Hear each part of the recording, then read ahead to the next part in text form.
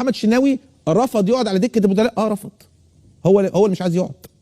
وعلى فكره دي مش اول مره، يعني قبل كده اما رجع من الاصابه ما رضاش، كان كل سليم مليون في الميه وبيتمرن 100%، يجي يعرف ان مصطفى الشوبير هيلعب ما يرضاش يلعب.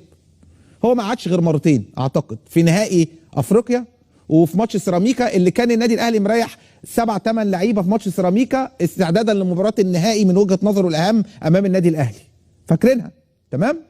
وكل مره ما الشناوي يقعد مصطفى الشوبير يكسر الدنيا ويتالق.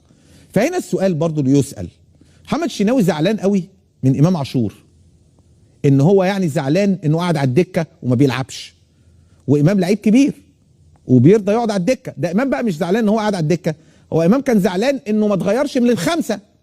تمام؟ فعمل مشكله كبيره جدا مع الشناوي.